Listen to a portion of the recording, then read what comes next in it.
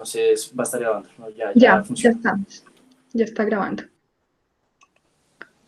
Perfecto, arrancamos. Bueno, buenas tardes a todos. Bienvenidos de nuevo a nuestras conferencias de Hornbeat 2020. El día de hoy tenemos un invitado súper especial. Llegó el micrófono, por favor. Ya, tenemos a Eugenio Lizama. Él es un neuropsicólogo, bueno, en realidad es psicólogo titulado de la Universidad de La Serena. Es máster en Sport y Management de la Universidad Católica del Sacro Cuore en Italia. Además es máster también en Affective Neuroscience en Maastricht, en la Universidad de Maastricht, en Holanda. Es especialista en biofeedback y neurofeedback y técnicas de control neurofisiológico para el mejoramiento del rendimiento. Yo he hecho solamente una breve descripción de, digamos, como de su background profesional. Así que, Eugenio, bienvenido, muchísimas gracias por acompañarnos hoy y cuéntanos un poco de tu trayectoria en las neurociencias y el alto rendimiento. Hola, buenos días a todos. ¿Se escucha bien? Sí, yo escucho. ¿Sí? Ya, perfecto. Bueno, como dijo Indira, mi nombre es Eugenio Lizama. Yo soy psicólogo de profesión, de base, y después me especialicé en alto rendimiento y neurociencias, y la parte, por un lado, la neurociencia y por otro lado, la psicología. ¿De qué se trata esto que hacemos? Los que nos especializamos en esto es que analizamos con instrumentos, analizamos el cerebro y parte importante del cuerpo y vemos cómo las distintas personas reaccionan de manera distinta cuando nos ponemos nerviosos o cuando tenemos que hacer algo importante. Y esta información, por un lado, nos sirve para tomar datos, pero por otro lado nos sirve para entregarle a los deportistas o a las personas que quieran rendir bien información acerca de sí mismo y entrenamos estas capacidades. Por ejemplo, si alguien siente que se desconcentra, nosotros analizamos el cerebro, lo vemos las zonas que actúan en la concentración y después les damos un entrenamiento para que entrene estas zonas y de alguna manera llegue a concentrarse para lo que la persona quiere. Y esto en el deporte es tremendamente importante porque, como podemos ver, el manejo del estrés es una cosa fundamental en el deporte y en la vida. Entonces, uno de los temas que más los deportistas se interesan es el tema del manejo del estrés. Así que por ahí va. Entonces, en síntesis, nosotros analizamos las funciones cerebrales y funciones del cuerpo y entrenamos estas capacidades para funcionar mejor. Súper interesante, Eugenio. Y así como, bueno, tú acabas de comentar que ustedes utilizan unos ciertos instrumentos, ¿cierto? Para analizar el cerebro de la persona con la que están trabajando, ¿cierto? Sea deportista o una persona que quiere lograr un alto rendimiento, como dices tú. ¿Qué tipo de instrumentos, qué tipo de equipamiento utilizan ustedes para poder realizar esta actividad? No sé si tienes la manera de mostrarnos algo aquí, como para que nos hagamos una idea. Claro, normalmente lo que hacemos es que utilizamos herramientas como esta especie ¿cómo se llama?, de audífono, pero en realidad tenemos cascos que miden las ondas cerebrales, ¿ya? Nosotros le llamamos electroencefalograma, con lo cual nosotros medimos cómo funciona el cerebro, ¿ya? Y con datos vemos en tiempo real cómo el cerebro reacciona de frente a los distintos estímulos, por ejemplo, estímulos visuales, estímulos auditivos o estímulos estresantes.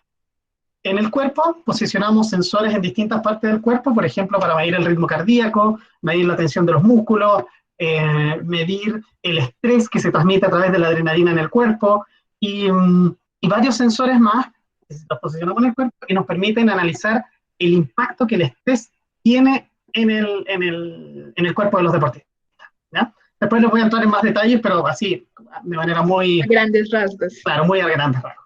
Súper. Y Eugenio, ¿qué similitudes crees tú que existen entre el comportamiento neurocerebral de un deportista o de un deportista de alto rendimiento y el comportamiento neurocerebral de un músico? Bueno, acá es tremendamente importante porque cuando hablamos de hacer música, ¿ya?, el cerebro o la persona que hace música usa su cerebro de manera muy compleja, ¿ya? Las zonas referidas al movimiento, las zonas referidas a la lectura, las zonas referidas a las sensaciones motrices, las zonas referidas al oído, todas las zonas se mezclan y trabajan en conjunto. Por lo tanto, la música, en realidad, el hacer música, es una de las tareas más complejas que hace el ser humano, ¿ya? Tanto así que yo siempre cuando veo a ustedes que tocan en la orquesta, me imagino, bueno, yo trabajo con pilotos de MotoGP, estos tipos que van a 350 km por hora, o tipos de la Fórmula 1 que van a 330, y toman una curva a 200 km por hora con un grado de inclinación más o menos a 60. Entonces, siempre que los veo a ustedes tocando en las orquestas, me imagino y visualizo la complejidad de las funciones cerebrales que están asociadas, ¿ya? En ese sentido, el cerebro de un músico en cierta manera se parece al cerebro del deportista porque tienen que en un tiempo, en tiempo real, es decir, ustedes cuando están tocando en una sinfónica, están haciendo el espectáculo, el margen de error es mínimo, ¿ya? Hay estudios que dicen que un músico se equivoca menos de un 1%, ¿ya? El otro día leí un estudio que decía que un músico se equivoca menos de un 1%, es decir, de 100 notas, es poco probable que en esas 100 te equivoques, aunque sea en una. No sé si me explico. Entonces, en el caso de los motociclistas, en el caso de la Fórmula 1, pasa más o menos lo mismo. Todos los sentidos están altamente activos para cometer el menor error posible. La diferencia es que ustedes se equivocan en una nota y el piloto de MotoGP se puede caer, ¿ya? Esa es la única gran diferencia, una pequeña gran diferencia, pero en términos generales es eso. Entonces, en síntesis, lo que hacemos nosotros, lo que vemos en los músicos, es que el cerebro funciona con distintas partes. Si me dan un segundo, se los puedo mostrar. Espérame. Vamos a ver.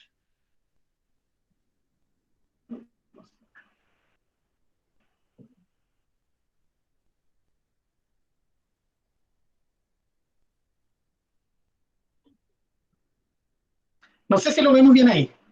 Sí. ¿Se ve bien? ¿Sí? Sí.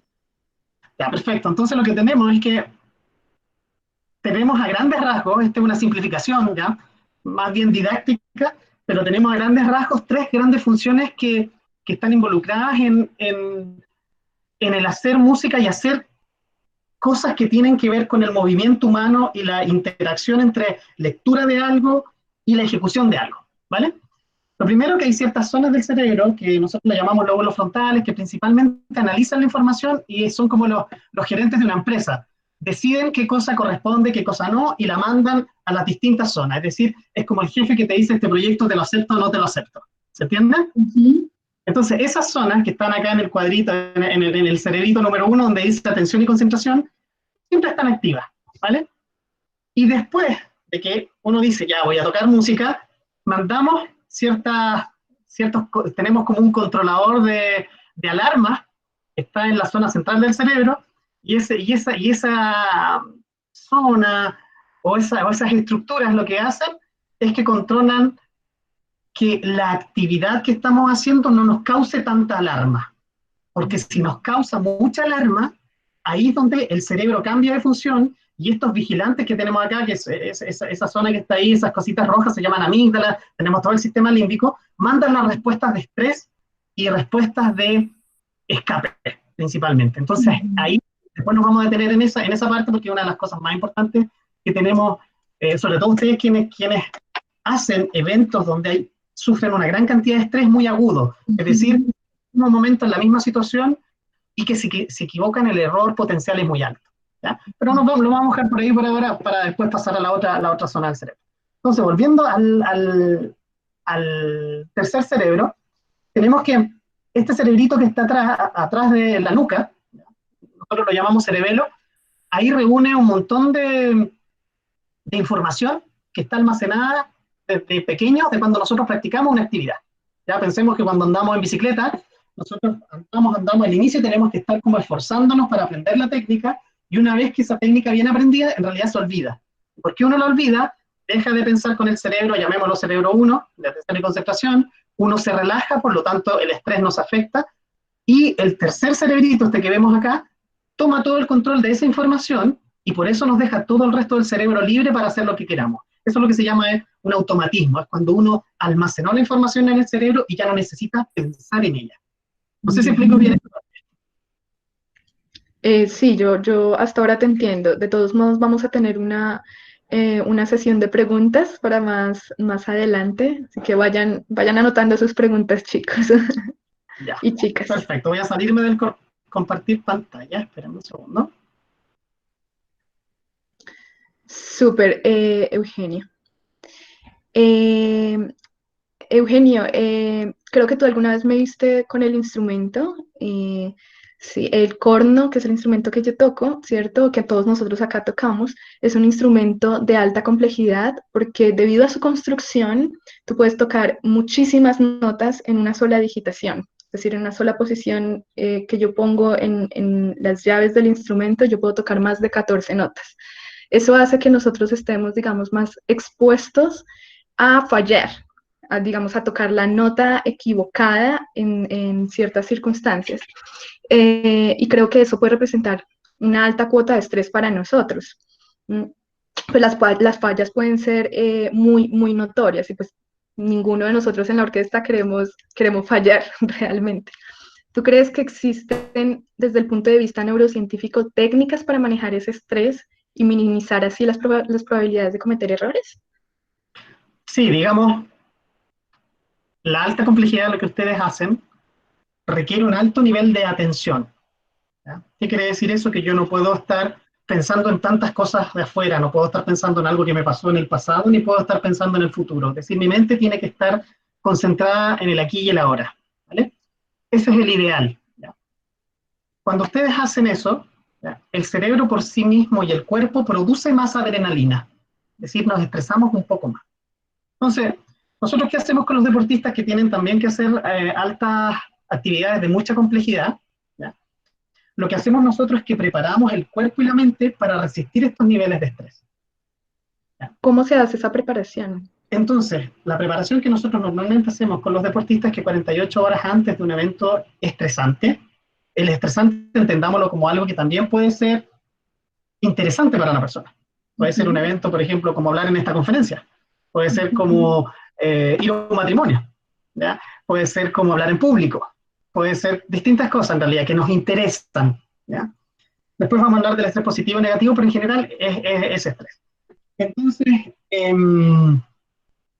de frente a este evento, nosotros lo que hacemos es que 48 horas antes empezamos a preparar a nuestros deportistas, en realidad lo hacemos la semana antes de un torneo. Por ejemplo, pensemos en el tenista que tiene que empezar, tiene que jugar un torneo importante, empieza el día viernes.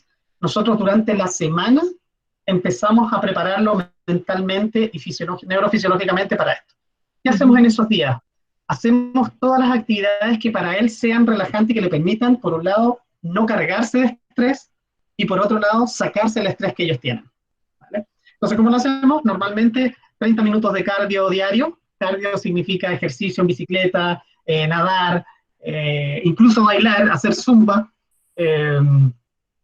hacer todo el tipo de actividad que eleva el ritmo cardíaco de manera constante, de manera más o menos un nivel de exigencia del 70-80%, ¿ya? Y esta actividad permite que en el momento en que sudamos, transpiramos y botamos todo el sudor, en ese momento el estrés baja porque producimos hormonas que nos ayudan a protegernos del estrés, principalmente endorfina, serotonina y dopamina, que nos dan alegría, tranquilidad y motivación. ¿Ya? Entonces, eso es lo que nosotros hacemos y también, dependiendo de cada persona, hacemos actividades que la persona disfrute. Hay algunos que disfrutan viendo películas, hay otros que disfrutan estando con las personas, hay otros que disfrutan teniendo actividades recreativas como hacer deporte u otra cosa. Siempre tratamos de meter estas actividades, por un lado, para sacarse el estrés, ¿ya? Por eso el cardio es tan importante. Nosotros, con nuestros deportistas, no sé si han notado toda la gente que hace deportes de riesgo, hablando, como les decía, la Fórmula 1, Rally, MotoGP, etcétera, etcétera, casi todos en sus blogs personales o en sus Instagram sacan fotos con las bicicletas. Es bien normal esta práctica porque ellos notan que se sienten mejor cada vez que hacen cardio y de alguna manera les ayuda para bajar el estrés y para mantener un ritmo cardíaco bajo en las competencias. Entonces eso nosotros nosotros decimos que el cardio, el HIIT, Interval Training o entrenamiento de intervalo, es para nosotros la religión que deberíamos practicar todos. Sin eso no te puedes sacar el estrés, pues es muy difícil. ¿Ya? Entonces, recomendadísimo el ejercicio cardiovascular. Recomendadísimo, al menos 30 minutos 5 veces a la semana, ideal 3 veces a la semana mínimo. Yo normalmente propongo siempre de lunes a viernes hacerse una rutina, de modo tal de que dedicamos media hora a andar en bicicleta. Y puede ser una bicicleta, no sé si la ven acá, yo tengo una bicicleta en mi pieza, veo alguna serie y estoy pedaleando un rato, o escucho conferencias, o escucho podcast, o alguna cosa entretenida, mientras voy pedaleando. Entonces eso debiera ser mínimo 3 veces a la semana, idealmente 5 veces a la semana, 30 minutos. Ya, y eso entonces, sumado obviamente al entrenamiento que debe mantener el deportista antes de su competencia, por supuesto. Claro, esto se va organizando en base al tipo de deporte, el tipo de desgaste, esto lo vamos coordinando de acuerdo al tipo de deporte que tenemos. Entiendo. Eugenio, alguna vez tú y yo tuvimos una conversación también respecto a, por favor, apaguen sus micrófonos, recordar apagar sus micrófonos los participantes. Ya, recuerdo alguna vez tuvimos una conversación con las chicas de la Orquesta de Mujeres de Chile. Tú hiciste una conferencia también para nosotras, bastante interesante, y tú hablaste de algo que me pareció muy importante, o por lo menos a mí me llamó mucho la atención. Tú hablabas también de la parte emocional, de la importancia de la parte emocional en el deportista de alto rendimiento. Cuéntanos un poquito también sobre eso, por favor. Sí, bueno, hay un tema que es bastante importante que uno dice, escucha, cómo puedo hacer para que en mi vida diaria tener como el foco necesario para alcanzar mis objetivos? ¿Vale? Entonces, esta pregunta nosotros la hemos resuelto. Cuando digo nosotros, yo pertenezco a un grupo de psicólogos que colaboramos a nivel internacional y nos mandamos los papers y todas estas cosas y discutimos. Entonces, nosotros fuimos dando cuenta que a veces era difícil. Una de las cosas más complejas es ayudar a alguien, sobre todo en lo que hacemos, de convertirse en una persona, entre comillas, normal, a ser alguien extraordinario. ¿Vale? Este camino muchas veces es bien complejo, porque si pensamos nosotros, uno dice, ¿cómo mantengo mi nivel de motivación para hacer algo que a veces se hace difícil? En el caso de los músicos, eh, muchas veces los profesores no son tan amistosos, por decirlo de manera gentil, ¿ya?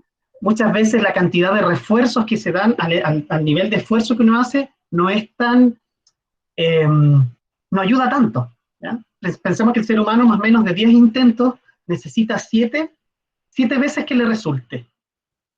Y ahí se motiva y sigue andando adelante porque dice, chuta, me resultó, sigo. ¿Ya? Y muchas veces entre uno más avanza en hacer algo difícil, este refuerzo siempre disminuye. No sé si me explico bien. Son más veces las cantidades de intentos que uno hace y menos la cantidad de veces que el ambiente, las personas o el contexto me felicita o me dice que lo hice bien. ¿Ya? Por lo tanto, de frente a esta pregunta, nosotros los deportes de elite pensemos que muchos deportistas nunca ganan lo que buscan toda su vida. Ser campeones del mundo, por ejemplo. ¿Ya? En varios deportes, pensemos otros deportes más tranquilos como el golf, el golfista tiene que acostumbrarse más a perder que a ganar.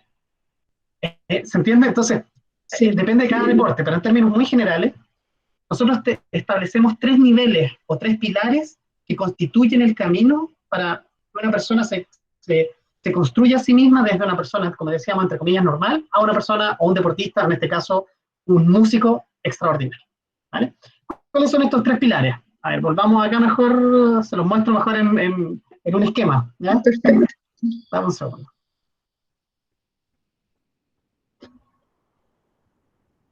Se lo muestro en un esquemita, así, ¿se ve en la pantalla? Aún no. Ahora sí.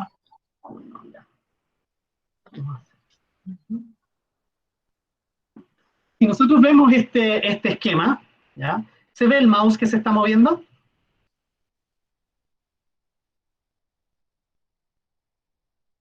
¿Aló? Sí, ¿Sí sí se ve? Ya, perfecto. Entonces, nosotros tenemos al lado izquierdo de este esquema, ¿cierto? De esta pirámide, tenemos una persona, donde dice ahí de persona a jugador, deportista, o en este caso un músico de élite. Si nosotros pensamos cuál es la base de cualquier proyecto personal, en la base siempre está la estabilidad emocional. ¿Ya? ¿Qué significa la estabilidad emocional? Cómo nosotros manejamos las motivaciones internas nuestras. ¿Ya? Y dentro de esas está la primera, que es tener un sentido de propósito o una motivación, un sueño.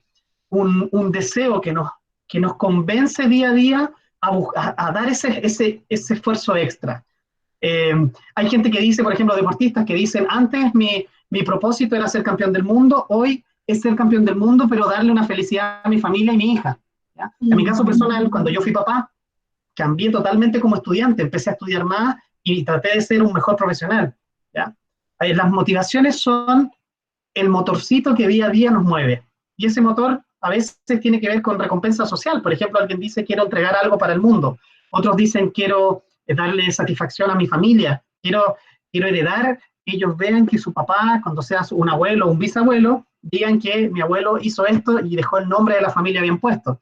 Hay otras personas que se motivan, por ejemplo, por el poder lograr algo o poder impactar al mundo de una cierta manera. Entonces, los propósitos son personales, son los sueños que cada uno tiene. Entonces, en la medida en que nosotros sintonicemos más con ese sueño, que muchas veces es una idea vaga, muchas veces no está claro el camino, pero es algo que nosotros nos mueve. ¿Y cómo uno puede darse cuenta de eso? Es que uno en internet lee cosas cuando tiene tiempos libres de ese tema.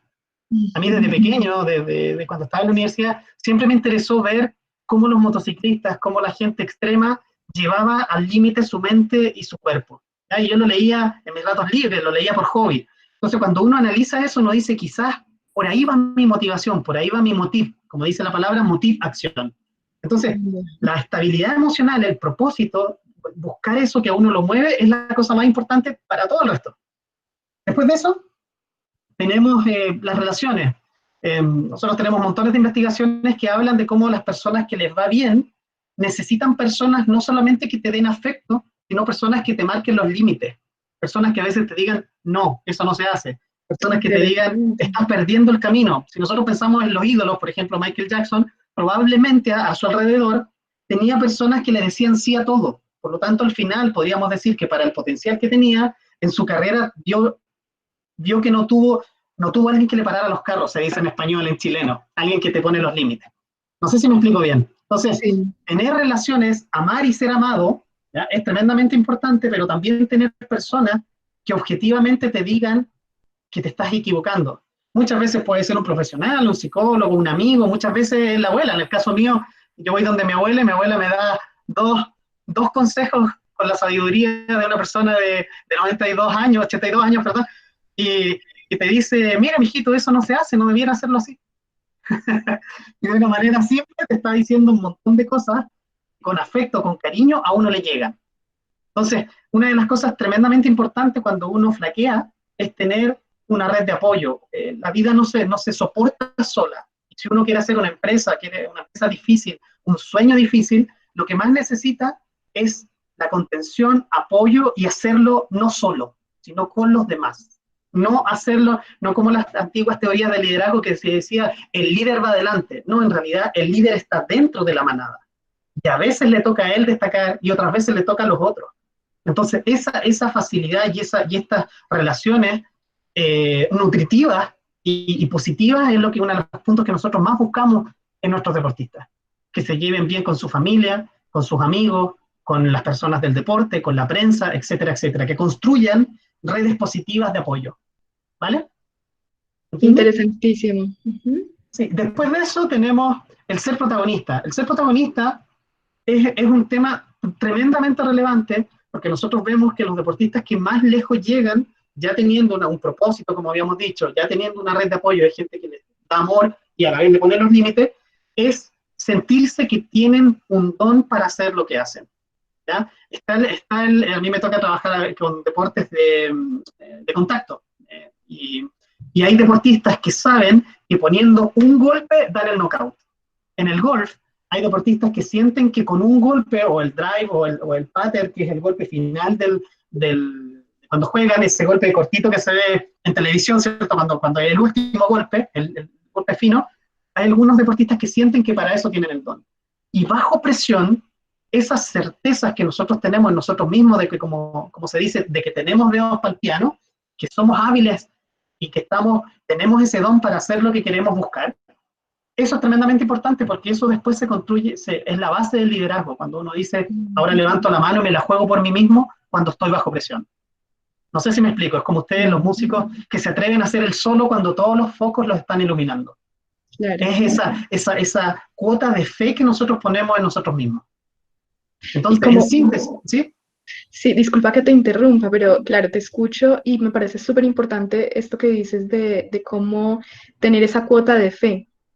Y creo que es súper importante en un espacio en donde de hecho es bien difícil tener esa cuota de fe.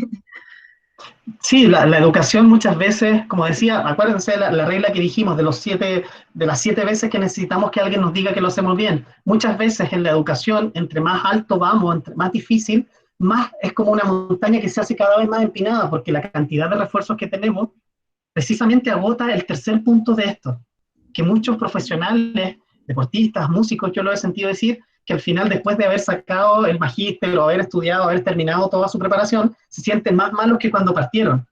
No sé si me explico bien. Ese es como el deterioro que hace un poco en la autoestima en la crítica.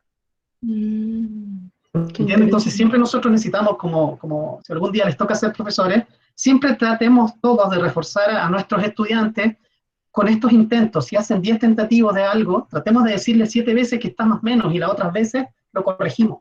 Pero mantengamos este equilibrio entre refuerzo y castigo, porque si no el castigo nos hace dudar en una cosa fundamental, que es en la leadership y la fe que nosotros tenemos nosotros mismos. Por supuesto. Súper interesante, Eugenio. Muchísimas gracias Sí, con respecto, por hablarnos al respecto. Cuéntanos también, hablemos un poquito del pánico escénico, Eugenio. sí, ¿puedo terminar esta parte? Sí, Solo por para favor. terminar el esquema, sí.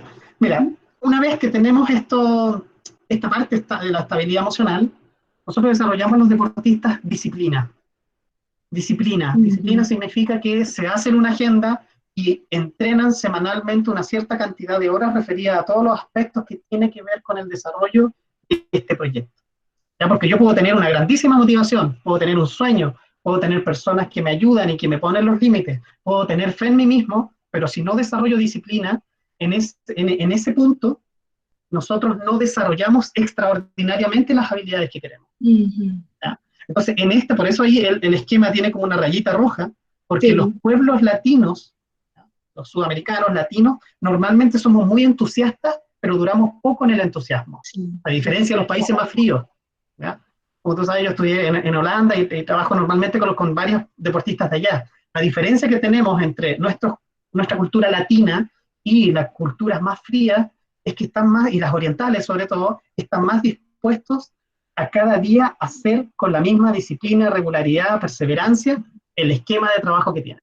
Entonces Y como, nosotros cuando miramos las cantidades de horas que entrenan los europeos versus los pueblos más latinos, como decía, o pensemos sudamericanos, ellos entrenan full time y nosotros muchas veces por distintas circunstancias entrenamos part time. Por lo tanto, los resultados deportivos, o en este claro, es caso, diferente. los resultados de performance van a ser distintos, porque dedico una cantidad menor de horas a lo que tengo que hacer. Por supuesto. ¿Y cómo podemos construir esa disciplina? Normalmente, el caso nosotros normalmente establecemos parámetros de entrada y de salida. ¿A qué hora te acuestas y a qué hora te levantas? Ujú. Y eso regula todo, nos regula hormonalmente, nos regula lo que nosotros llamamos biociclos, nos regula los biociclos. Por lo tanto, es más probable que una persona que regula esta actividad a la hora que me acuesto y a la hora que me levanto, sus hormonas le van a permitir recuperar las energías en la noche, tener a disposición en la mañana un alto nivel de energía y el utilizo productivo de esa energía. ¿Se entiende? Entonces nosotros tenemos dispositivos que ponemos, que los deportistas, para medir todas estas variables, pero para las personas normales basta con ponerse en Google Calendar y hacer una agenda y respetarla, y darle un porcentaje de las horas a cada una de las áreas técnicas en el caso de ustedes, preparar el físico y preparar la mente, junto con un reposo, la alimentación y esas cosas que son la base nuestra biológica para poder rendir bien. Entonces, si nosotros, como les decía, podemos tener un alto nivel emocional, motivación y todo, pero si no construimos esta parte, que es el segundo nivel de esta pirámide, vamos a ser personas muy entusiastas, pero poco eficientes. Ujú. Entonces, yo siempre a los muchachos que entrenan con nosotros les explicamos que es en esta etapa donde los profesionales, los que queremos hacer algo extraordinario, de alguna manera pagamos el ticket para el siguiente nivel. No sé si lo explico bien. Sí, sí se entiende. Sí, mira, y por último, las habilidades neurológicas, que esto va para todos. Nosotros desarrollamos las habilidades perceptivas, es decir, cómo el ojo percibe la información, cómo el cerebro la procesa y cómo las manos y pies ejecutan. En el caso de ustedes, tremendamente interesante porque hay una investigación muy bonita que se hizo con músicos y que hablaba de cómo los músicos tienen la se llama, la interocepción, ¿ya?, más desarrollada que el resto de las personas. ¿Qué significa eso? Que la percepción de cómo está mi cuerpo y todas las sensaciones internas está más desarrollada en un músico que en el resto de las personas. Y ahí respondo un poco a la pregunta que me iba a hacer después. Sí. ¿Ya? Entonces voy a salirme acá de esto. Ya, vamos. Ya. Entonces, bueno, nos comentabas entonces que nosotros, los músicos, desarrollamos entonces como una capacidad de sentir más nuestro cuerpo. Sí, exactamente. Esta investigación es muy bonita porque dice cómo ustedes, los músicos, como entrenan tanto ¿cómo decirlo? El sentir la música, sentir el movimiento, sentir el ritmo, se les desarrollan ciertas capacidades que pueden jugar a favor o en contra, ¿ya? Y la capacidad de sentir el propio cuerpo es una de ellas, que como les decía se llama interocepción. Interocepción. Si quieren buscarla en internet. La interocepción en los músicos está más desarrollada. ¿Qué significa esto?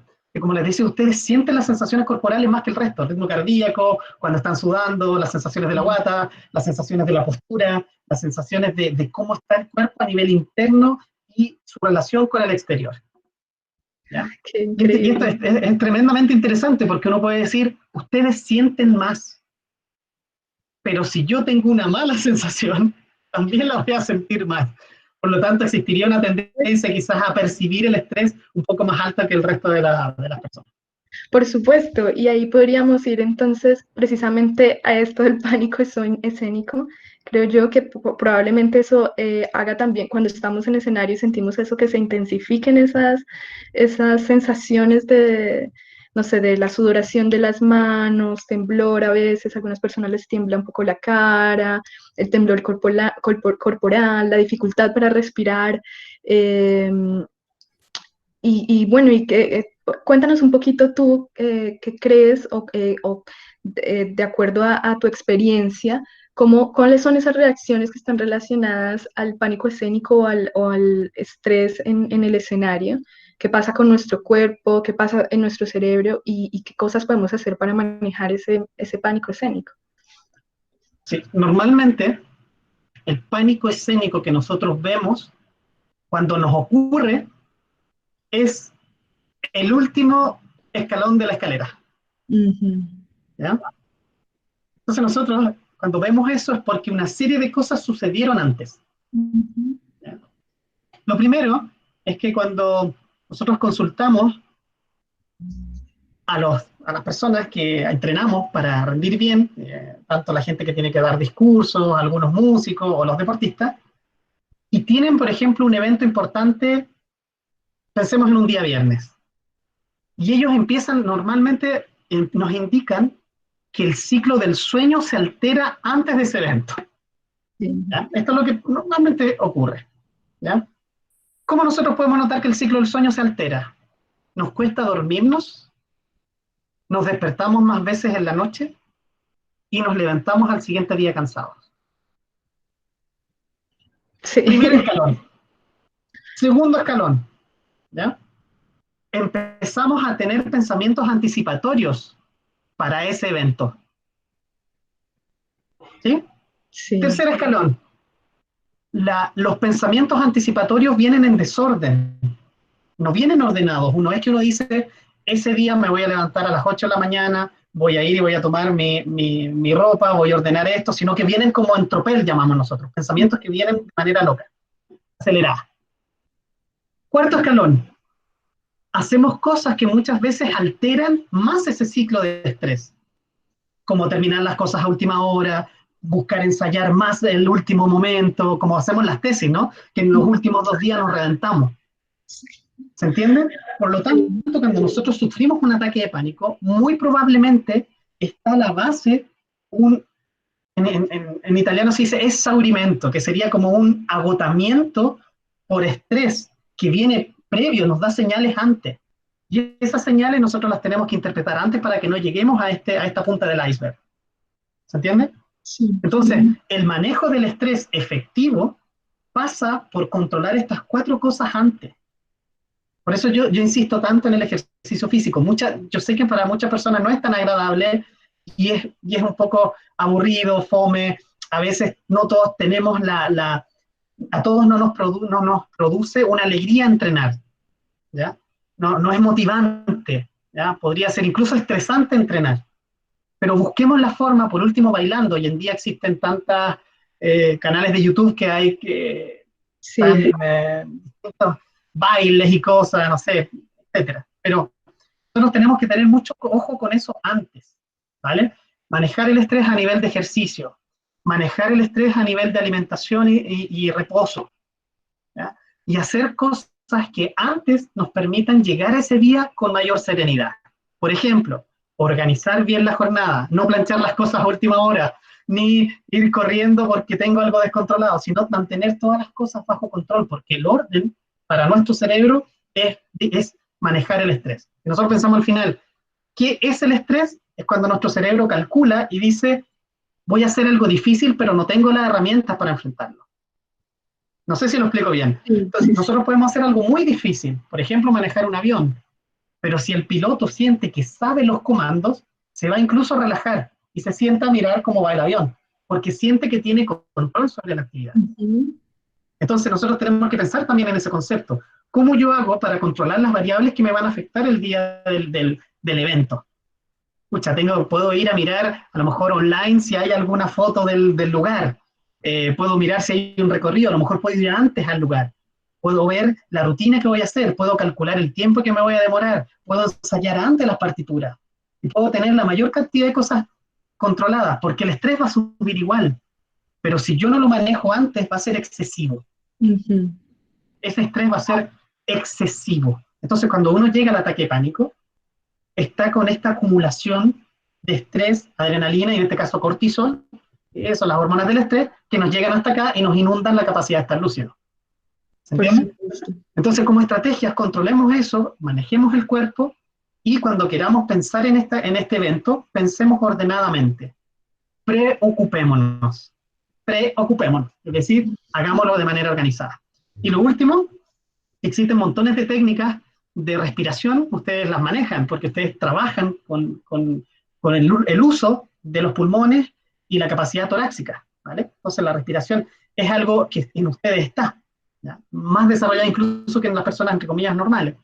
Entonces, cuando nosotros aprendemos a respirar de manera un poco más lenta de lo normal, nuestro sistema se calma, ¿ya?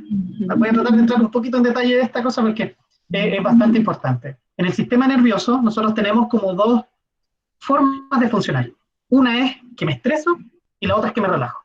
Si me estreso, se llama, es lo que nosotros llamamos sistema nervioso simpático, nos acelera.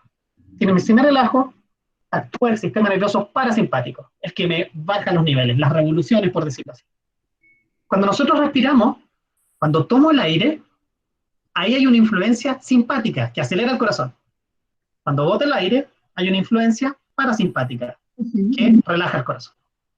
Si nosotros aprendemos a respirar bien, como vienen haciendo los orientales con las técnicas de meditación, mindfulness, etcétera, etcétera, ellos lo que aprendieron es a controlar este ritmo cardíaco en la forma en cómo respiran. ¿Entiendes? Si yo respiro más lento y más bajo, tendiente a respirar con el abdomen, bajo totalmente el estrés, como respuesta automática. ¿Ya? Súper. Eugenio, también, como hablando un poco del estrés en músicos, en los músicos, en algunos, bueno, sí, existe que algunos músicos toman algunos medicamentos para bajar el ritmo cardíaco durante las audiciones o performances que son, digamos, de alto, que representan alto estrés. ¿Qué tan recomendable o no es hacer uso de un medicamento para este tipo de situaciones? Yo diría que desde la perspectiva de las neurociencias, yo soy psicólogo, no soy médico, no sabría decirte a nivel cardíaco cuáles son los efectos secundarios de tomar medicamentos. No lo sabría, ¿ya? Pero sí te puedo decir eh, que cuando uno toma un medicamento, normalmente psicológicamente se hace dependiente a ese medicamento. Por lo tanto, uno dice, oh, no me tomé la pastilla, voy a estar más nervioso. Y eso produce un loop al final que me acelera más. Por lo tanto, yo siento siempre que entre tomar un medicamento que haga algo en mi cuerpo o sentir que yo tengo el control de eso, siempre a largo plazo es mejor sentir eso. ¿Ya? Por eso te digo, esta es la perspectiva neuropsicológica. Claro. A lo mejor un médico te diría, mira, es bueno tomarlo porque te sirve. Yo desde el punto de vista médico no sabría darte esa respuesta, pero sí desde el punto de vista neuropsicológico. Lo que vemos nosotros con los deportistas que aprenden técnicas, como te decía, de manejo del estrés previo, y los deportistas que aprenden a manejar el estrés situacional con la respiración y otras técnicas, después cuando lo logran, sienten que tienen mucho más autoestima, más control de esas situaciones. Por lo tanto, el estrés es mejor que lo aprendamos. Hay técnicas que son muy simples, por ejemplo, respirar en 5 segundos tomando el aire y bajar botando el aire en 5 segundos, sin levantar los hombros. Es una técnica muy simple y con eso bajamos lo que se llama variabilidad cardíaca, bajamos después el ritmo cardíaco y respiramos 6 veces por minuto. 5 segundos tomas el aire, 5 segundos lo botas, hace 10 segundos, en un minuto hace 6 respiraciones. Con esa simple técnica que nosotros la podemos entrenar cuando nos quedamos dormidos, por ejemplo, todos los días entrenar esta técnica, y ustedes se van a dar cuenta que poco a poco, se quedan dormidos más rápido, empiezan a tener control de este equilibrio simpático, aceleración, parasimpático, deceleración o más tranquilidad, con una técnica que es muy simple. Súper, súper, Eugenio. Por último, quisiera hacerte también una pregunta. ¿Qué relación ves tú que existe entre la emoción y el aprendizaje y entre la emoción y la performance? A ver, quizás no va a ser la respuesta más bonita, ¿ya? Pero yo siento que en estos últimos años se ha intentado como dar como un positivismo exagerado a las emociones. ¿Ya? Yo siento, y lo que he podido ver de los deportistas y algunas investigaciones, que muchas veces el exceso de positivismo también afecta a nuestra performance.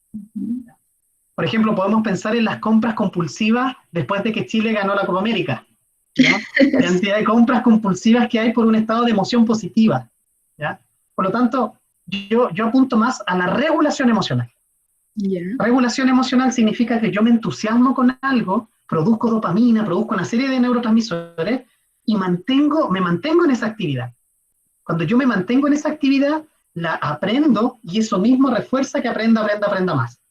¿Ya? Pero si nosotros pensamos desde la educación, quienes somos, entre comillas, profesores, también tenemos que dar refuerzos positivos. ¿Y se acuerdan la escala del 10, del 7? Y con eso nosotros damos estas como pildoritas de satisfacción que permiten a las personas encantarse más con la actividad. Pero si nosotros lo hacemos así, de una manera un poco más equilibrada, la respuesta emocional no es tan alta, pero más permanente en el tiempo. No sé si me explico, el exceso de positividad a veces hace que seamos muy dispersos y no mantengamos el foco en lo que queremos sostenido en el tiempo. Entonces yo diría, las emociones juegan un tremendo papel, pero el exceso emocional, tanto positivo y negativo, también nos juega malas pasadas. ¿Se entiende? Entonces tenemos que estar positivos, pero el positivo no de estar con pompones así, sino el positivo de poner la alarma todos los días, media horita antes, para hacer todo lo que tenemos que hacer. El pensamiento positivo al final es cuánto yo, teniendo mi base emocional buena, ¿cierto? Cuánto yo logro despertarme al día siguiente y no quedarme acostado media hora, como les decía, porque la rutina que planifiqué no la logro llevar a cabo. Eso es el pensamiento positivo. Más que estar con los pompones diciendo, sí, lo vamos a lograr. Pensemos ustedes cuando tienen que dar un concierto, el pensamiento positivo diría, sí, soy súper bueno para tocar, lo haré bien, y digamos, esa sería la emoción positiva. En cambio, el pensamiento positivo es, sí, voy a dedicar más horas para ensayar mejor mi partitura. Y pongo la alarma antes y ensayo esa partitura de manera ordenada. Entonces, A eso yo hago referencia como pensamiento positivo, ¿ya? Las emociones son el inicio de una actividad, pero después tenemos que reforzarla con la constancia. Sí, y eso muchas veces, estar en un estado eufórico, muy alegre, muy enojado, muy triste, no nos permite estar en la actividad. Claro, súper Eugenio. Bueno, creo que he terminado yo con las preguntas que yo quería hacerte o con las que traté de direccionar esta entrevista. Y ahora vamos a ver un poco las preguntas que tienen las personas que nos acompañan el día de hoy. Antes de eso, te agradezco muchísimo, Eugenio. Es un placer hablar contigo y obtener tanto conocimiento de ti. Muchísimas gracias. Gracias.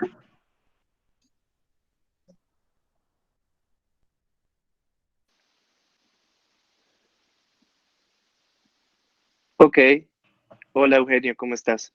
Bien, bien. Vamos a hacer entonces esta ronda de preguntas. Hay una niña que se llama Valeria Valencia. No sé si quieras, Valeria, leer tu pregunta. Porque la escribiste, pero ¿quieres hacerla o quieres que la lea?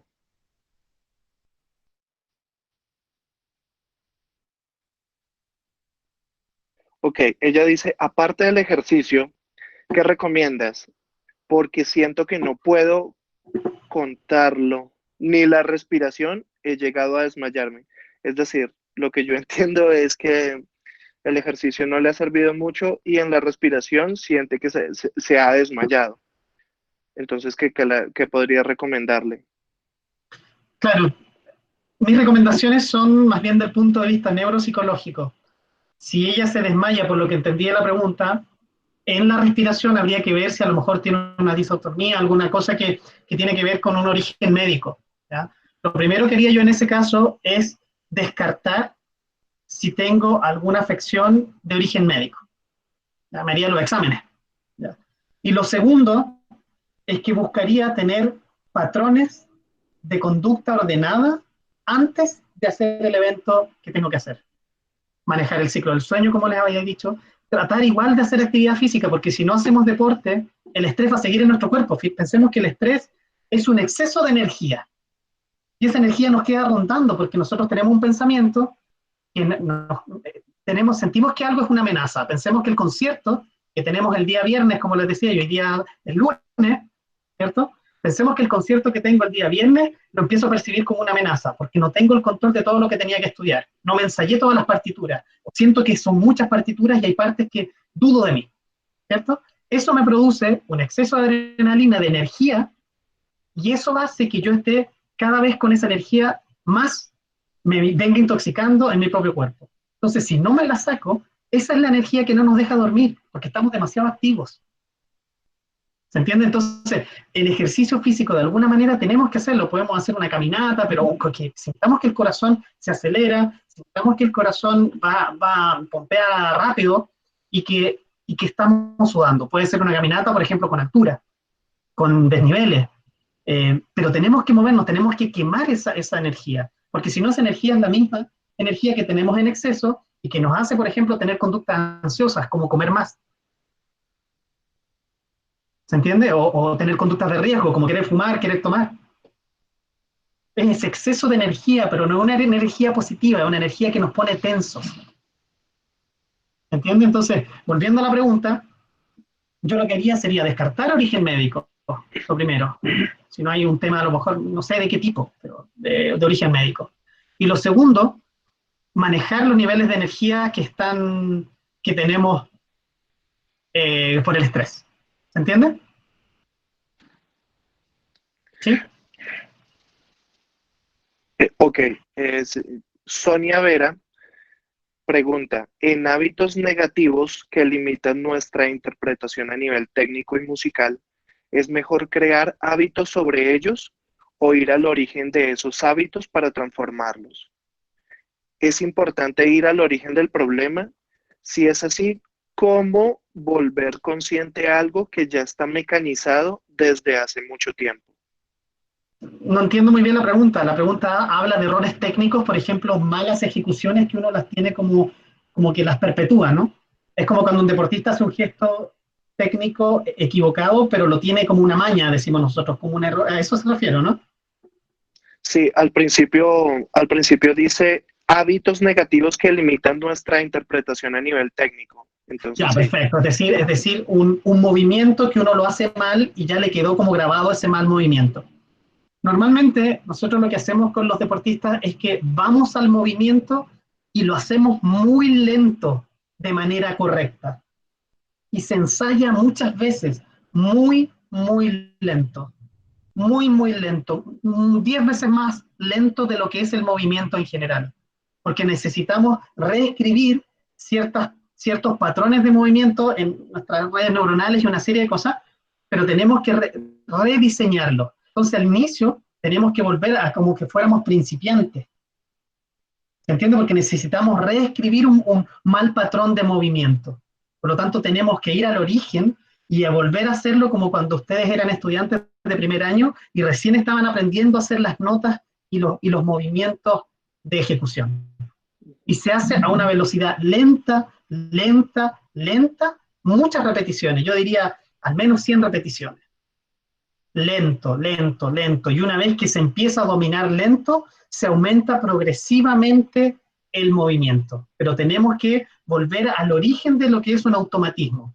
Que es cuando yo hago algo consciente y muy lento, después lo hago más rápido, después tengo control y después lo olvido. No sé si me explico bien, tenemos que volver a esas etapas.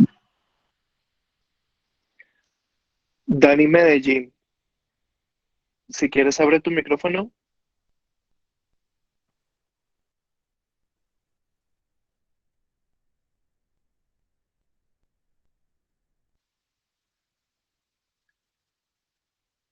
Dani.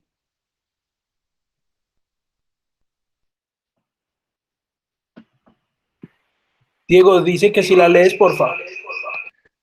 Ah, ok. Es que no iba por allá. Dice, ¿de qué manera puedo dejar a un lado o superar malas experiencias vividas con mi instrumento al inicio de la carrera y así poder superar complejos y adquirir más confianza siendo ya una persona adulta? Los seres humanos, lo que tenemos es que tenemos memoria como la conocemos, es decir, como que estuviera acá en la cabeza, ¿cierto? Donde recordamos las cosas, pero también tenemos memorias corporales. ¿Ya? Esas memorias corporales, por ejemplo, ¿se han dado cuenta cuando llama un jefe que no nos ha tratado bien o que nos cae mal, nos da algo en la guata?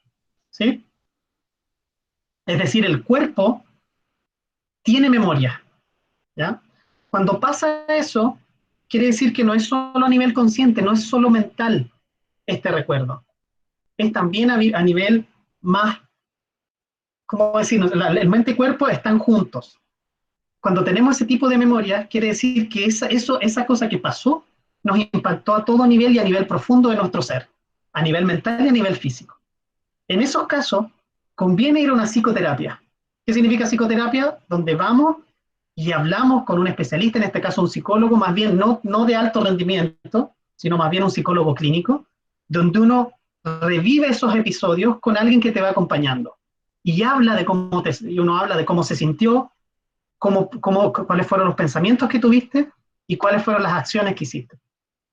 Con este hablar, uno empieza a soltar como esos nudos que son mentales y corporales, pero en esos casos específicos se debe ir donde un especialista, porque son nudos que están atrapados también en nuestro cuerpo. ¿Ya? Y después de eso, que uno desata estos nudos, hablando muchas veces, uno mira la situación con un nivel de objetividad mayor, y con ese nivel de objetividad, uno hablando, empiezas a bajar la respuesta física que te produjo ese estrés o esa situación traumática. Uno necesita ir donde un especialista para revivirlo un poco, de manera un poco protegida, estructurada y ordenada.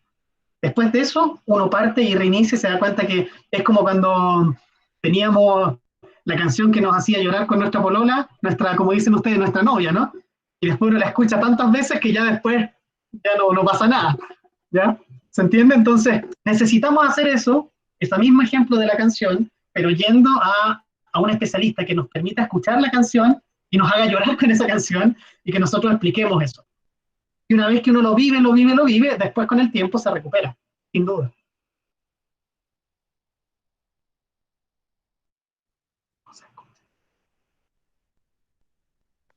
Gracias, Eugenio. Kevin, por favor, abres tu micrófono.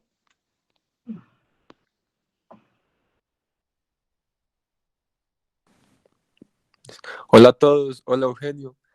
Hola, hola. Muchas gracias. ¿Me escuchan? Sí, sí.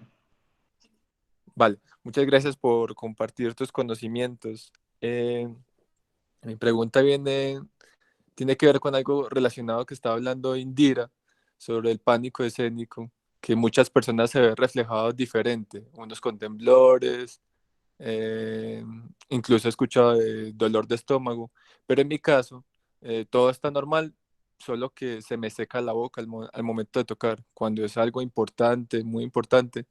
He tratado de solucionar esto, hago todo lo que tú dices, troto, la alimentación, trato de dormir bien, trato de prepararme muy bien, pero esto es algo que no he podido solucionar. Lo de la boca seca, mi corazón está muy tranquilo, no hay temblores, pero sí lo de la boca seca sí me ha frenado un poco. Muchas gracias. Sí, disculpa, Kevin, Sí, ¿el hecho de tener la boca seca disminuye tu rendimiento, te afecta en tu rendimiento? para mí sí, un poco, sí, porque de cierta manera nosotros estamos soplando aire que a veces, no sé, se busca que sea un aire caliente, esto viene siendo eh, que sea con líquido, pues que sea Sí, entiendo, que húmedo. esté húmedo, sí. Claro, Pero entonces al estar la boca seca, entonces, sí, en mi caso, al estar la boca seca, busco que esté húmeda la boca para poder como atacar, para poder soplar bien. Entonces trato como de humedecer mi boca, entonces se pierde tiempo para la ejecución, para tocar en tiempo real. claro, y tú Se dices gasta que haces energía todo lo... pensando en eso. Exacto. ¿Y tú te anticipas mucho cuando tienes que hacer una presentación? ¿Tu mente está siempre en el futuro? ¿Cuándo va a venir? ¿Cómo va a ser? ¿Te cuesta estar en el Sí, en presente la los días antes? preparación, claro, en la preparación sí, incluso meses. Me da mucha alegría escucharte hablar porque lo que tú compartes es lo que de alguna manera nosotros de forma autodidacta hemos estado buscando. Entonces como que, bueno, él está hablando de esto, entonces es un buen camino por el que vamos. Pero sí, la alimentación, lo de trotar, lo de comer, he cambiado mis dietas, he buscado, siempre es con ensayo y error, pero todo se ha ido superando, pero me falta como este punto de la boca Claro, seca. porque sí, porque mira, la boca seca, ¿ya? Es una respuesta del sistema nervioso simpático, es decir, que como empiezas a sudar o el cuerpo se empieza a activar por otros lados, la boca se nos seca, ¿ya? Normalmente eso pasa porque la mente se está yendo demasiado acelerado a lo que tiene que hacer, ¿ya? Normalmente la mente se va al futuro, ¿ya? Entonces el día anterior uno está más pendiente, se acelera más. Entonces, una de las cosas que nosotros hemos visto que más funciona es que uno aprenda técnicas de meditación, ¿ya? ¿Para qué? Para poner la mente en el presente y desde los días antes tratar de estar con la mente en el presente, en el presente, en el presente. Y suena algo muy casi esotérico, ¿ya? El tema de la meditación, cuando uno le dice medita, yo me acuerdo que la primera vez que me dijeron yo lo sentía como algo, como que no era para mí, pero en realidad la meditación, sobre todo la meditación budista, hay una técnica que se llama chamata, ¿ya? Se pueden buscarla en internet, es bien interesante, y que es simplemente poner tu mente a sentir cómo respiras. Cuando yo acostumbro a mi cerebro a hacer esto, tengo control sobre mi mente que se va al futuro. Cuando mi mente se va al futuro, ya me estoy estresando. ¿Se entiende, Kevin? Sí, entiendo. Entonces, eso, creo que ustedes debieran tener disciplina también en eso, porque la mente en el futuro siempre va a ser estrés para ustedes, en esas condiciones. Entonces, aprender a manejar y a modular la respuesta de que mi mente se acelera, se consigue con estas técnicas. Son casi todas un poco aburridas, hay que tener paciencia, hay que tener disciplina, pero el efecto que tienen las personas que meditan versus las que no, es que la respuesta emocional que uno tenía antes de meditar es totalmente controlada por las personas que aprenden a meditar. ¿Se entiende, Kevin? No sé si estoy Sí, siendo ok. claro. Sí, Entonces, no, he llegado a sí, probar algunas aplicaciones, pero tal vez funcionan, aplicaciones para celular, tal vez funciona unos días antes, pero digamos justo ese día, todo lo que pueda pasar, los cambios que puedan haber, uno trata de estar lo más preparado posible, pero tener ese control de calma en cuanto a la boca seca es lo que me dificulta un claro, por poco. eso te digo, si tú desarrollas la técnica en el tiempo, pensemos que las técnicas de meditación normalmente te piden de 20 a 40 minutos diarios. Por eso te digo que hay que dedicarle tiempo. ¿Se entiende, Kevin? Sí, correcto. Hay que dedicarle tiempo y más o menos una técnica de meditación. Por eso les digo, busquen chamata o busquen mindfulness, es simplemente sentarse a sentir cómo respiramos. Pero tenemos que hacerlo 20 minutos porque después de más o menos hay una investigadora, ¿ya?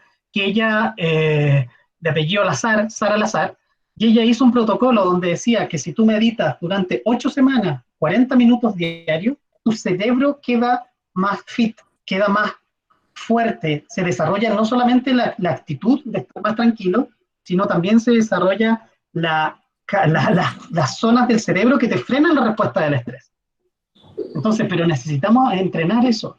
No sé si me explico bien. Entonces, yo te recomendaría meterte en ese tema, hacerlo durante 8 semanas con disciplina y ver el impacto que eso tiene en tu performance. Porque la respuesta de estrés va a ser menos fuerte y ya haces lo otro. Vale, claro, seguro que sí. Muchas gracias. Vale.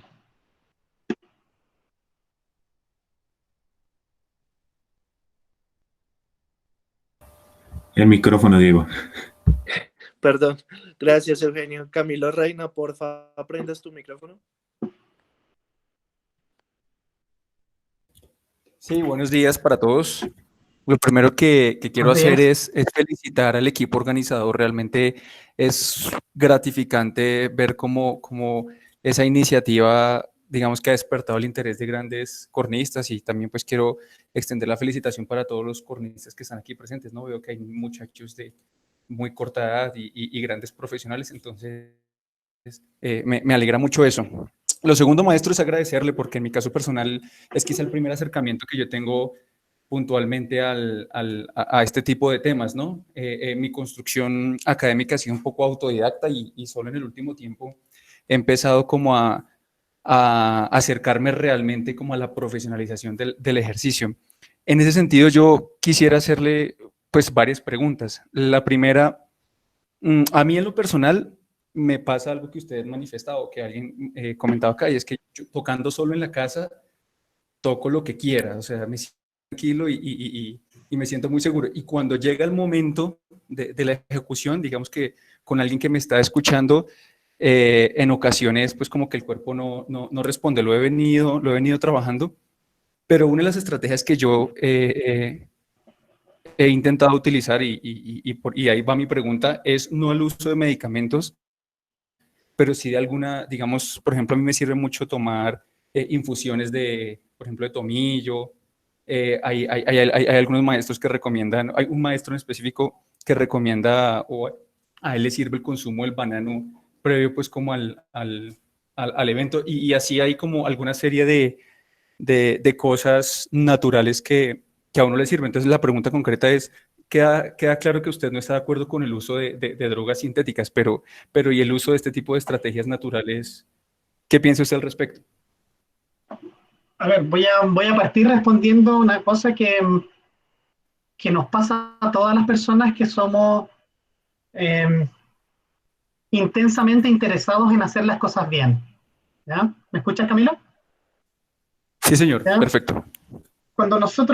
Si miramos el cerebro, yo he evaluado más o menos más de 3.000 personas, deben ser como unas 3.000, un poquito más, de personas distintos cerebros, ¿ya?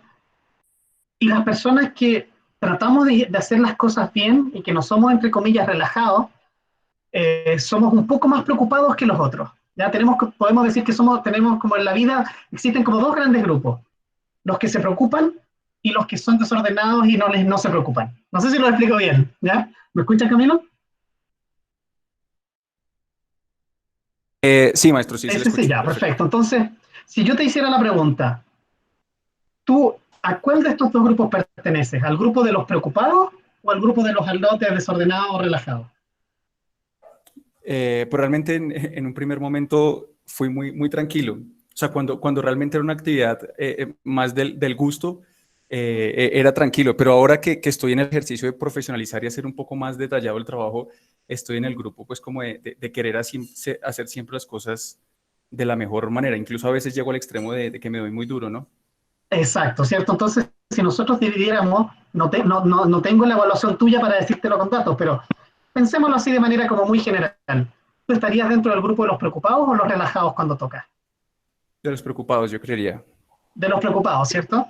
La Sí. preocupación, ¿ya? Es una cosa muy interesante porque, ¿se acuerdan los tres cerebros que les mostré? Y les dije que el cerebro chiquitito, el Sí. cerebelo en realidad, que guarda todos los movimientos que tú ensayaste cuando tú preparas las partituras, están todos ahí guardados. Pero cada vez que tú te haces un juicio a ti mismo, cortas el circuito de ese cerebro y empiezan a actuar los cerebros del miedo, la parte del cerebro del miedo y las emociones. ¿Entiendes?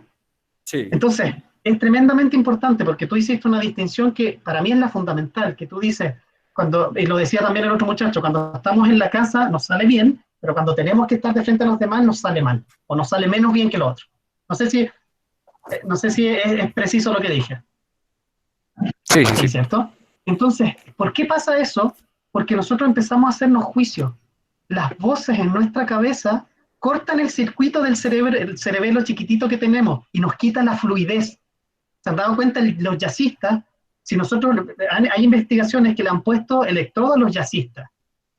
Cuando están en flow, fluyendo, no están haciendo juicios. Y los juicios son voces de nosotros mismos con categorías. Bueno, malo, chico, pequeño, grande, lo estoy haciendo bien, lo estoy haciendo mal, mira hasta ese profesor que me está mirando, mira, me equivoqué. No sé si me explico bien. Sí, perfecto. Por lo tanto, la cantidad de juicios que nosotros hacemos y al final voces en la cabeza hacen que el circuito del cerebelo y la fluidez neuronal, la fluidez de los movimientos se... Por lo tanto, lo que nosotros primero tenemos que hacer como hábito, por eso les dije que el estrés, el ejercicio, hace que nuestro cerebro esté más disponible para hacerse menos juicio. Y lo segundo es que nosotros en vez de dar voces y opiniones en la cabeza, lo que debiéramos hacer es como de actitud, simplemente centrarnos en las sensaciones, como cuando lo hacemos cuando estamos ensayando. Cada vez que el cerebro siente, no está preocupado.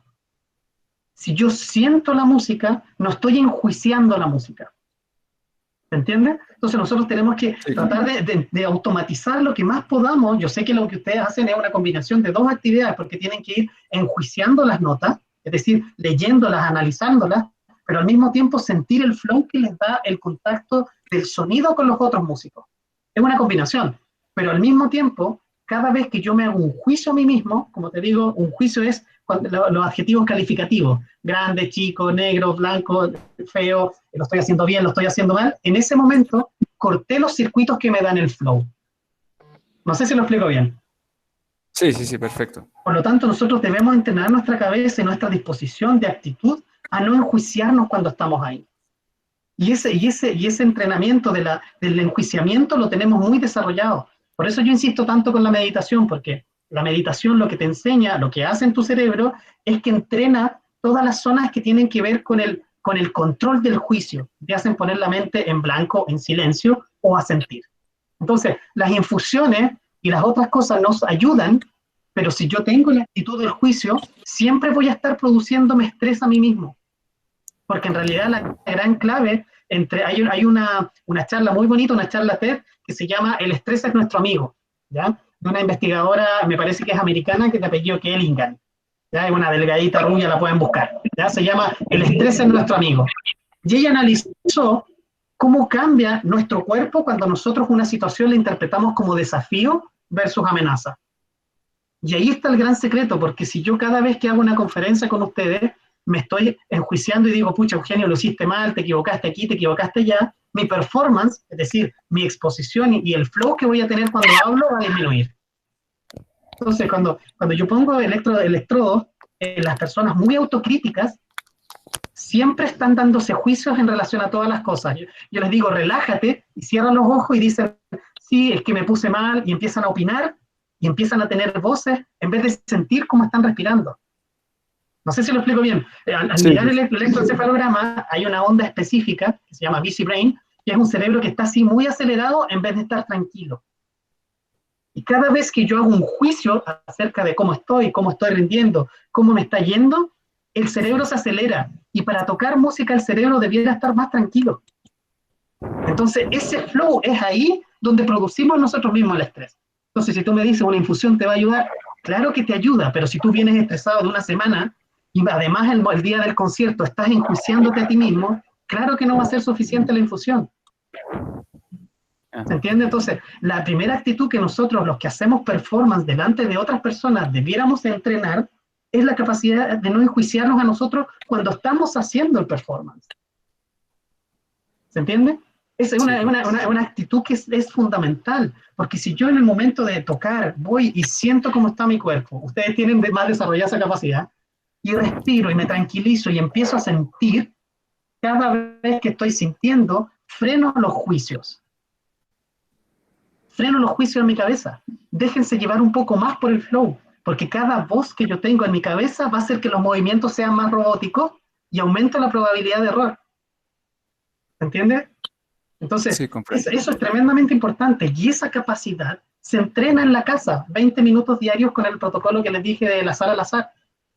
Sientan su respiración de 20 a 40 minutos por 8 semanas, y se van a dar cuenta que su cerebro va a estar como con más músculos para frenar la respuesta de estrés.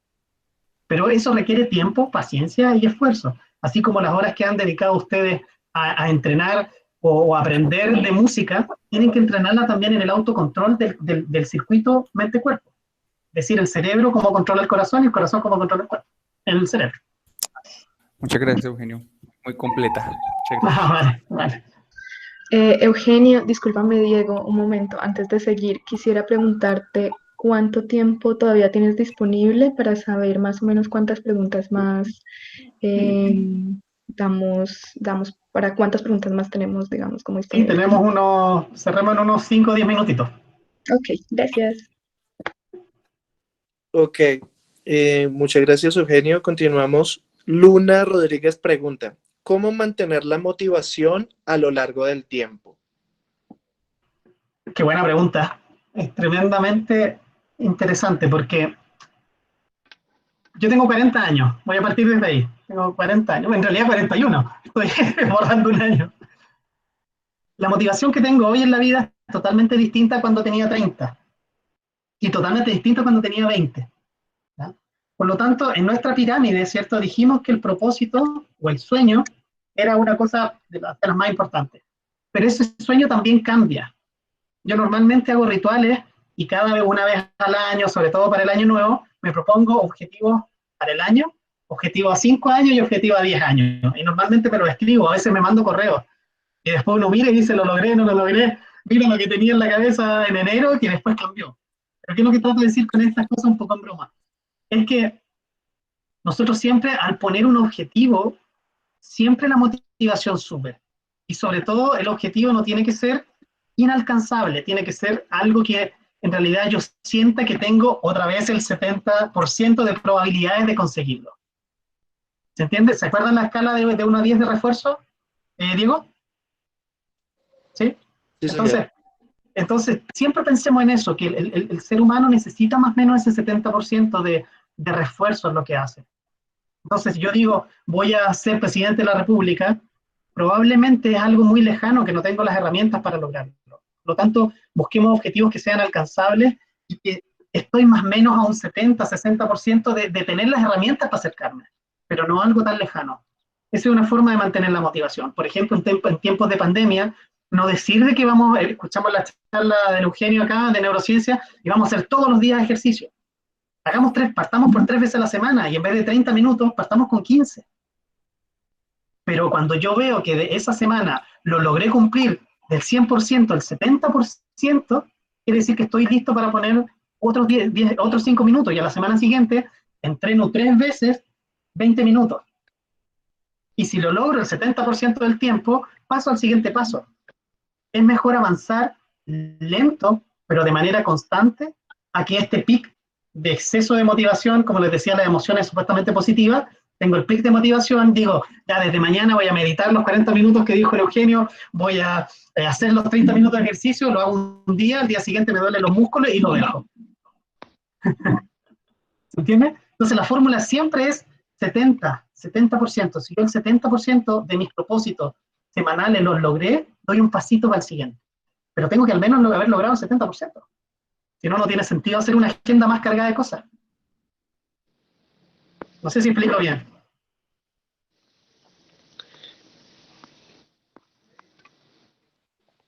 Sí, no sé si la chica que te preguntó quiere escribir algo, quiere comentar algo. Yo lo entiendo bien. Sí, yo le pregunté, ¿puedo preguntarle otra cosita que no me queda muy clara? Claro. No, pues muchas gracias por la respuesta y por tu tiempo. Quería preguntar, digamos, cuando no somos capaces de mantener ese 70% y pues obviamente eso genera mucha desmotivación. Entonces, esa desmotivación, ¿cómo tratarla? Como para volver a coger la energía que necesitamos, pues con el fin de llevar a cabo lo que queremos. Qué buena la pregunta. Luna, ¿no? ¿Me escuchas, Luna? Sí, sí, sí, señor. Ya, mira. Normalmente, todos tenemos ciclos donde estamos más motivados y menos motivados. ¿Ya? Algunos tienen que ver con nosotros mismos, ¿ya? Que a veces tenemos más energía y menos energía. A veces tiene que ver con ciclos hormonales. En los hombres, pequeñas dosis de hormonas durante 30 días. En las mujeres, durante una semana, mayor cantidad de hormonas que después baja. ¿Cierto? También cambia con la edad. ¿Ya? Cuando somos, entre más pequeños somos, el cerebro de un adolescente, por ejemplo, es muy distinto a un cerebro de una persona de 23 años. ¿Qué edad tienes tú, Luna? 17. 17, ¿ya? Entonces, nosotros, si miramos nuestra pieza, nuestra habitación, ¿ya? Nuestro lugar donde habitamos normalmente, en base al orden de la pieza, podemos también ver cómo está funcionando nuestra motivación. ¿Ya? ¿Se entiende? Sí. Hay días que queremos ordenar todo y queremos que todo esté limpio y otros días que no queremos hacer el aseo y está ahí como que lo dejamos pasar. ¿Se entiende? Sí, señor. ¿Ya? Esa cosa que uno lo ve a nivel de conducta del día a día, habla de cómo está funcionando el cerebro adentro. ¿Ya? Hay una hormona en particular que se llama dopamina, ya que la van a ver escuchado en varias cosas, y la dopamina es la hormona que es como la energía que nos ayuda a empezar a hacer una actividad. Por ejemplo, que yo digo, este libro que tengo ahí, lo voy a empezar a leer de verdad, y no solamente lo dejo en el escritorio. ¿Se entiende? Uh-huh. ¿Sí? Entonces, la dopamina se regula cuando yo tengo primero ordenado el ciclo del sueño. Volvemos siempre a los conceptos fundamentales. ¿A qué hora me acuesto? ¿A qué hora me levanto? ¿Sí? Sí. Entonces, lo primero que si yo quisiera ser motivado y mantener mi motivación, lo primero que regularía es mi sueño. ¿A qué hora me acuesto? ¿A qué hora me levanto? Todos los días, durante 1 o 2 semanas. ¿Ya? Y después de eso, iría poniéndome pequeños desafíos, chiquititos, como te digo, que yo sepa que lo voy a cumplir en un 70%. Y a lo mejor pueden ser desafíos, al inicio pueden ser simples, como por ejemplo mantener ordenada la pieza. Ser regular en algo, ponerme y decir, voy a leer ese libro que está ahí, en vez de leer las 100 páginas que me propuse, parto con 1, con 2, con 5, pero eso lograrlo de a poco. Y con eso, más las otras cosas, como te digo, como el ejercicio, dormir bien, alimentarse bien, ¿ya? Empiezan a tener un efecto en nuestra conducta a largo plazo. Pero si yo voy y me mando hoy una gran farra donde me intoxico, comiendo mal, tomando y montones de cosas que hacen mal a mi cuerpo, no puedo esperar que mantenga la misma motivación 48 horas después, porque desregulo todo. ¿Se entiende, Luna? Sí, sí, señor. Entonces, la motivación... Sí, dale nomás. No, dale, es que quería como que me recomendaras algún texto o libro acerca de cómo funciona el cerebro en cuanto a la dopamina. Me parece muy interesante eso. Sí, miren, a Indira le voy a mandar un Google Drive. Son como no sé cuántos libros de neurociencias y hay algunos que son neurociencias para beginners, para personas que están empezando a familiarizarse con estas cosas. Y hay uno en particular que a mí me encanta, que es de Facundo Manes, un neurocientífico argentino, que dice cómo usar el cerebro. Y dentro de estas estrategias te dice el cuidado que tenemos que tener del cuerpo y la mente para mantener ordenadito. Cuando yo ordeno mi cabeza y mi cuerpo, ordeno después la conducta. Y ese libro es muy útil para esto, ¿ya? Y no está escrito de manera difícil. ¿Te parece? Listo, muchas gracias. Vale, Luna, gracias. Una última pregunta y terminamos, Eugenio. Te agradecemos muchísimo. Ok, continuando en el orden de preguntas, Johan Eduardo Osorio pregunta, ¿se tiene entendido que el entrenamiento FIT es un entrenamiento para deportistas de alto rendimiento y que puede llevar a lesiones si no se hace correctamente? Desde una persona sedentaria, ¿cómo podría abordarlo o empezar a abordarlo progresivamente? Digamos, vuelvo al concepto fundamental de que yo no soy preparador físico, no soy médico.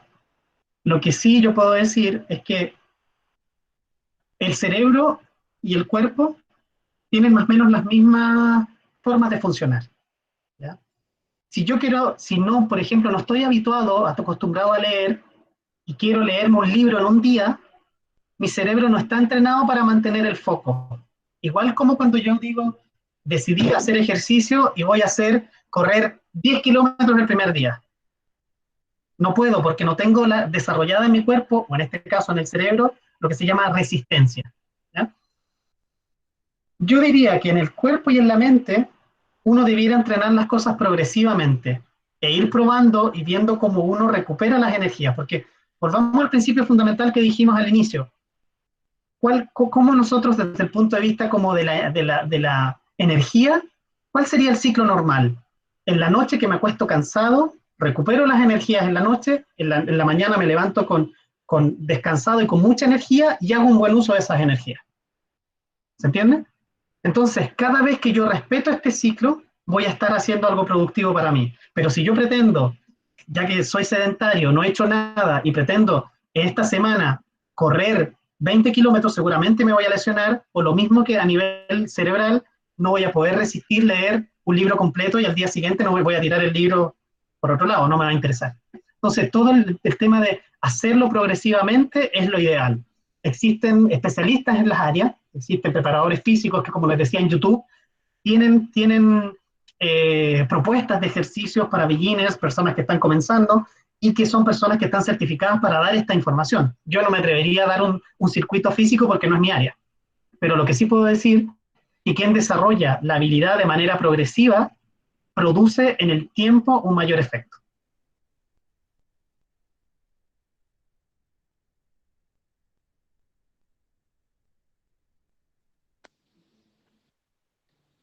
Muchas gracias, Eugenio. ¿Indira? Gracias, Joan, por la pregunta. Bueno, con esta última pregunta finalizamos nuestra charla de hoy día. Damos muchísimas gracias, Eugenio, por acompañarnos hoy. Una información verdaderamente importante, creo que muy útil para todos nosotros. Y pues nada, agradecerte muchísimo y esperamos que exista en algún otro momento otra instancia para volverte a tener con nosotros. Sí, muchas gracias a todos. Y yo quiero decirles que para mí los músicos a nivel personal y profesional siempre me han causado una gran admiración, ¿ya? Ahora que puedo mirar más cerebros de músicos, me doy cuenta el impacto que tiene la música en el desarrollo de montones de capacidades. Entonces yo les diría a ustedes que son músicos, focalícense siempre en enseñar más música a los niños, a la sociedad, porque entre más música tengamos en nuestro cerebro, vamos a tener un cerebro mucho mejor, ¿ya? El cerebro de un músico tiene más capacidades de leer secuencias, por lo tanto a ustedes les va a costar menos leer un contrato que a una persona que no hace música. Integra más aspectos sensoriales, lee más cosas, y también desde el punto de vista motriz tienen montones de habilidades. Entonces, enseñar música desde niño a las personas ayuda al desarrollo cerebral de una manera que casi no lo hace ninguna otra cosa. Por lo tanto, desde el punto de vista de las neurociencias, les agradezco a ustedes por ser músicos y espero que el día de mañana tengamos más músicos y menos gente que esté todo el día en Instagram y todo el día en Facebook y todo el día en las redes sociales, sino más bien gente que tome un instrumento y que siga secuencias musicales. Así que eso, ¿no? Muchísimas gracias. Estén muy bien. Vale. Gracias. Chao, chao. Gracias a todos. Chao, chao. Gracias. Chao.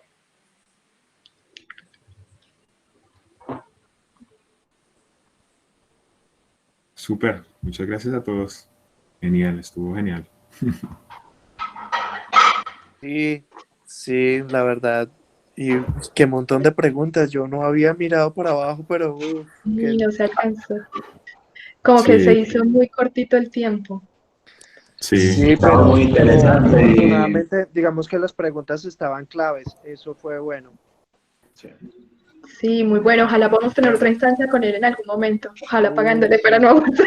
Oye, Uy, sería genial. Indira, pues, o sea, yo sé que nosotros hemos hablado y todo, pero este trabajo que él hizo con ustedes, con la Orquesta de Mujeres, ¿ustedes lo documentaron, lo grabaron, No, lamentablemente no. No lo documentamos. Sí, una pena, pero ojalá en algún otro momento podamos hacer algo así de nuevo. O porque de hecho yo lo que quiero hacer es como integrarlo con la Orquesta de Mujeres, como lograr algo así como algunas sesiones de precisamente neuroentrenamiento con algunas chicas que estén interesadas en Orquesta de Mujeres, empezando por mí. Pero, a ver. Qué bueno, qué bueno. Bueno, pues, Hola. Hola, Gina. Hola, Gina. Como siempre, felicitarlos. Fue una conferencia excelente participar porque estoy trabajando, pero aprendí un montón. De verdad, gracias. Y quería preguntarles, esto está quedando grabado. A mí me fascinaría de pronto poder compartir esto con algunos estudiantes que no han podido participar. Claro que sí, Gina. Mira, si tú puedes darle la información a tus alumnos, el flyer que está con la programación, ahí está el número telefónico del WhatsApp en donde ellos deben comunicarse y ahí ya se les agrega el grupo y ahí ya van a tener obviamente la información. No, Indira, o sea, hay algunos chicos que pueden entrar al grupo, pero lo que sucede es que... Hola, Ginita, yo lo compartí por Facebook. Si buscas en mi Facebook, ahí está todo lo de la conferencia, ya queda grabada.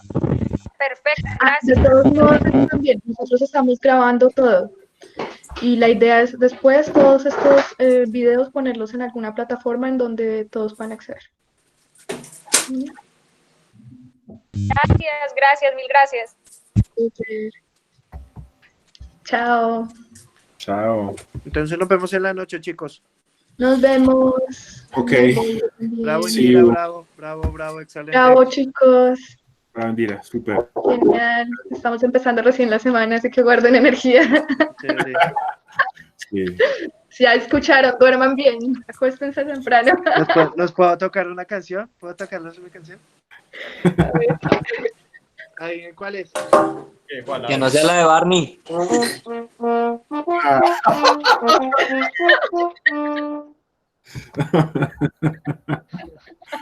Nos vemos en la noche. Chao. Bueno, muchachos, bacano. Felicito, un abrazo para todos. Gracias, mono. Vale, chao, Indira. Después me comunicaré porque de pronto me interesa tener el contacto de él y si lo podemos traer aquí a Colombia con lo de salud ocupacional, me interesa. Claro que sí, ahí estamos hablando. Diego, tenga en cuenta lo de la cámara, es una recomendación. La cámara. Ya, chao. Ya dejen de grabar, gracias. Elimino la publicación de Facebook o qué hago. Simplemente salga negro. ¿Y qué hago con esto que he grabado en Facebook? Elimino la publicación de Facebook o qué hago. Yo creo que esa pregunta es para Indira, para que ella la transmita a la persona que estuvo hoy.